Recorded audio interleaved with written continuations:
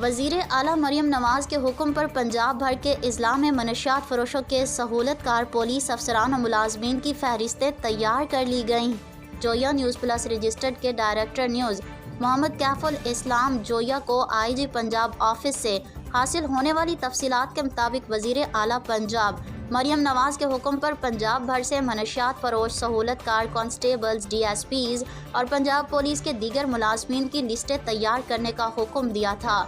जिसमें इब्तदाई तौर पर पंजाब पुलिस के मुख्तलिफ अजला से ताल्लुक़ रखने वाले अब तक की जारी की गई लिस्ट के मुताबिक कुल 234 मुलाजमीन में से 225 सहूलतकार, 9 फ़रोख्त कुनिंदा जबकि 79 मुलाजमीन के ख़िलाफ़ FIR दर्ज हो चुकी हैं। मुलाजमीन में सबसे ज़्यादा तादाद ज़िला लाहौर, दूसरे नंबर पर फैसलाबाद जबकि कसूर तीसरे नंबर पर शामिल है।